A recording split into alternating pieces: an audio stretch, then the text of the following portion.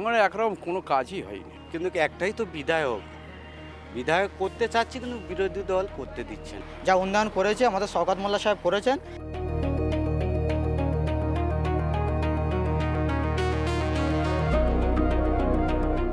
ভাঙড় এই নামটা শুনলেই চেতনে হোক অবচেতনে হোক যে বিষয়টা চোখের সামনে ভেসে ওঠে তা হলো বোমা, বন্দুক এবং বারুদের গন্ধ। এবারে ভাঙড়ের বিধানসভার নির্বাচনও কিন্তু যথেষ্ট হাড্ডাহাড্ডি।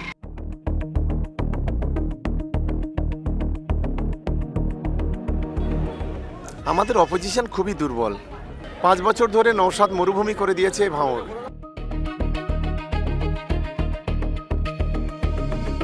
যদি বলেন তাহলে এটা টাফ নয়। 2021-এ ভাঙড়ের জন্য কঠিন ছিল আমার, কারণ সেক্ষেত্রে আইএসএফ দল নতুন, বিজেপি তৃণমূলের বাইনারি যেভাবে চলছিল, আমার কাছে লড়াইটা কঠিন ছিল।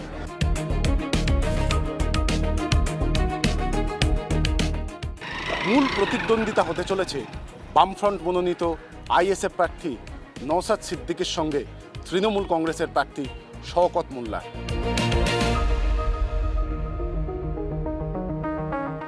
দক্ষিণ 24 পরগনা এমন এক বিধানসভা কেন্দ্র যার নাম শুনলেই চোখের সামনে ভেসে ওঠে রাজনীতির রক্তক্ষয়ী লড়াই আর ক্ষমতার পালাবদল। 2016 সালে যে জনপদে জয়ী হয়েছিলেন বাম ছেড়ে আসা বর্ষিয়ান রেজ্জাক মোল্লা, 2021-এ সেই হিসেব সম্পূর্ণ ওলটপালট করে দেয় নওশাদ সিদ্দিকীর দল আইএসএফ। প্রায় 26,000 ভোটের ব্যবধানে ধরাশায়ী হয়েছিল ঘাসফুল শিবির। এক নজরে দেখে নিন 21-এর বিধানসভা নির্বাচনের ফলাফল।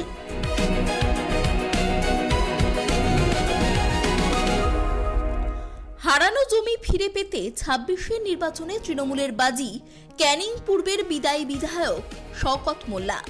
মমতা বন্দ্যোপাধ্যায়ের আস্থাভাজন এই নেতাকে এবার দায়িত্ব দেয়া হয়েছে ভাঙড় পুনরুদ্ধারের। কিন্তু শওকতের জন্য বড় কাঁটা হয়ে দাঁড়িয়েছে দলেরই অন্তর্দ্বন্দ্ব।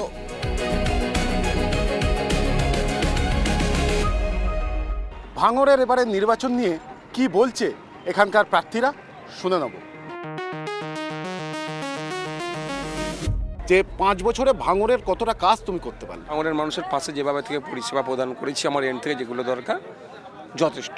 আর উন্নয়নের কথা বলছেন, রাস্তাঘাট থেকে শুরু করে লাইট থেকে শুরু করে যেগুলো যাওয়া হয়েছে আমার জন্যই হয়েছে। ভাঙড়ের মানুষ আমাকে জিতিয়ে আইনসভার মধ্যে পাঠিয়েছিল, আমি আইনসভাতে এবং কনসার্ন ডিপার্টমেন্টের মিনিস্টারের মেনশন থেকে শুরু করে আমি আমার অ্যাক্টিভিটির মধ্যে করেছি, এগুলো বার করেছি। কিন্তু সমস্যা হচ্ছে ফিতে কাটাটা দরকার ছিল, ফিতেটা আমার পরিবর্তে অন্যজন কাটছে, এইটুকুই।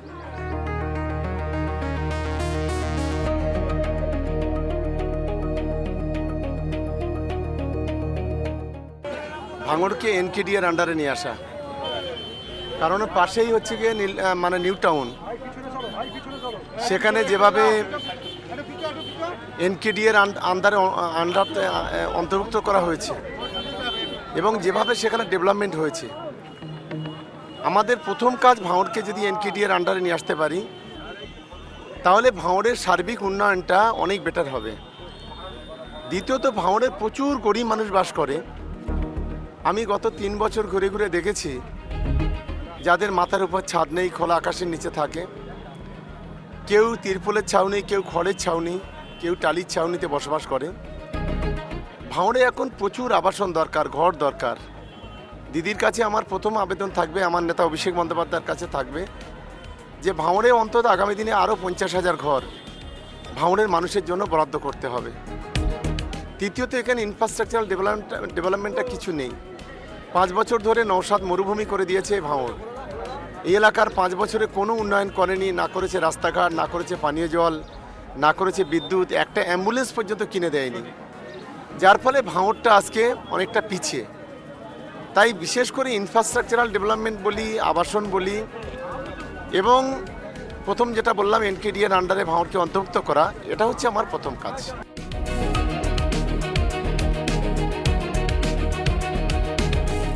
সেটা হচ্ছে ভাঙড়ের মানুষ রাজ্যের মানুষকে একটা বার্তা দিয়ে দেবে, কোনো নটোরিয়াস ক্রিমিনালকে তারা জিতিয়ে বিধানসভায় পাঠাবে না। মমতা ব্যানার্জি যাকে বোঝে তুই বোন বাদিস, তাকে ভাঙড়ের মানুষের উপরে চাপিয়ে দেবে, ভাঙড়ের মানুষ তাকে গ্রহণ করবে, এটা হতে পারে না। ভাঙড়কে বোম গুলি বন্দুক হিসাবে দেখানো হয়, কিন্তু অ্যাকচুয়াল ভাঙড় রক্তপাতের ভাঙড় নয়, রক্তদানের ভাঙড়। এই মাটি প্রমাণ করে দেখিয়ে দিয়েছে। দেখুন, ভাঙড়ের যদি 90% ভালো থাকে, 10% খারাপ, 90% ভালো, সে কথা কেউ বলে না। আজকের এই ভাঙড়ের ছেলেরা অনেকে WBCS, ভাঙড়ের ছেলেরা অনেকে পুলিশে বড় বড় পদে আছে, অনেকে সরকারি চাকরি করে। ভাঙড়ের কলেজ আজকের ফেমাস কলেজ। এই বিষয়গুলো কেউ বলে না। ভাঙড়ের কৃষি বাজারজাত হয়, সেটাই এক্সপোর্ট ইম্পোর্ট হয়, সেই বিষয়গুলো কেউ তুলে ধরে না।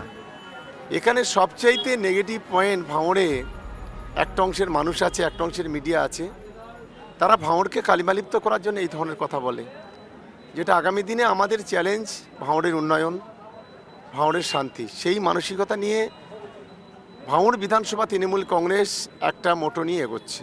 আমি নিশ্চিতভাবে সাকসেসফুল হবে। তবে রাজনীতির পাশা পাল্টে দিয়েছেন আরাবুল ইসলাম। একদা তৃণমূলের দাপুটে নেতা আরাবুল এখন আইএসএফ এর সৈনিক। তৃণমূলের টিকিটের আশা ছেড়ে হাত মিলিয়েছেন নওশাদ সিদ্দিকীর সঙ্গে। এক সময়ের দাপুটে এই নেতা আরাবুলের বিরুদ্ধে অতীতে একাধিকবার সাধারণ মানুষের ওপর জুলুম ও অত্যাচারের অভিযোগ উঠেছে। তার প্রভাব কি পড়বে নওশাদ সিদ্দিকীর ক্লিন ইমেজে, নাকি তার উন্নয়নের ওপরেই ফের ভরসা রাখবে সাধারণ মানুষ? আমাদের ভাঙড়ে একটা হসপিটাল দরকার বড়, কারণ আমাদের এলাকাতে বড় কোনো হসপিটাল নেই। কারোর কিছু হলে অনেক সাই কলকাতা যেতে হয়, তাতে রাস্তায় যেতে যেতে অনেক রুগী মারাও যায়। ভাইজান আসার পরে অনেক ঢালাই রাস্তা হয়েছে গ্রামে গঞ্জে, যাতে আগে কাদায় চটকে মানুষের রাস্তাঘাটে বাজারে আসতে হতো, বিভিন্ন সমস্যা ছিল। আমাদের চাষিবাসী এলাকা, তাতে দেখা যেত যে চাষবাস করে মালপত্র নিয়ে বাজারে আসা খুব সমস্যা ছিল। তো সেই সমস্যাগুলো অনেকটা দূর হয়েছে। ভাঙড়ে অ্যাকচুয়ালি আমাদের নওশাদ ভাইজানের দ্বারাই সব কাজ হয়েছে, এমন কোনো কাজ নেই যে নওশাদ ভাইয়ের দ্বারাই হয়নি। যেটুকুই করেছে সব নওশাদ ভাইয়ের দাবি, সব নওশাদ ভাই বিধানসভায় তুলে ধরেছে, তার জন্যই এই কাজগুলো হয়েছে।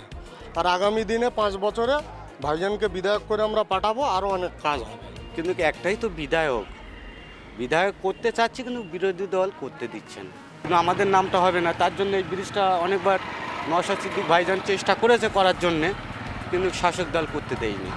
করলে ওনাদের নাম হবে, ওনারা করতে দিচ্ছে না, উনি করতে পারছেন।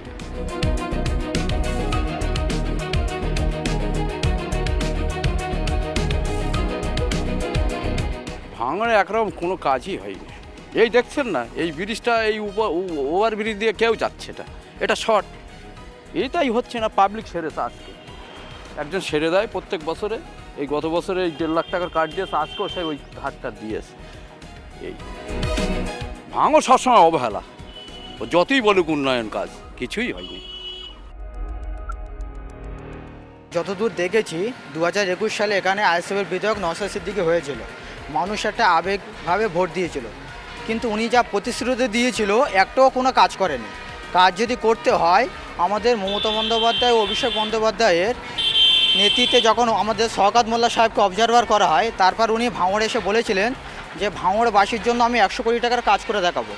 আপনারা যদি বলেন যে কোথায় সে কাজগুলো করেছে, আমি প্রত্যেকটা কাজগুলো দেখাতে পারবো।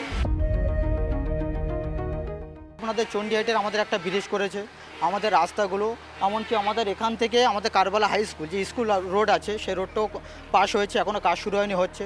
এর আগে জমতাপাড়া ক্লাব বলে ওখান থেকে মেটহাইট মোড় পর্যন্ত হয়েছে। সোনপুর বাজার থেকে সিরাজুল বিল্ডার্সের দোকান থেকে একটা রাস্তা হয়েছে। যা উন্নয়ন মমতা বন্দ্যোপাধ্যায় ছাড়াই আর কোনো বিকল্প নেই, আর করতে পারবেও না।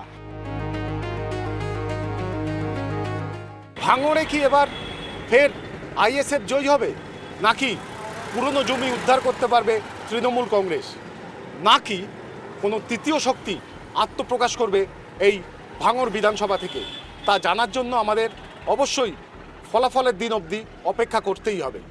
ভাঙড় থেকে ক্যামেরায় বরুণ ভান্ডারীর সঙ্গে ত্রয়ন চক্রবর্তী, কেটিভি বাংলা।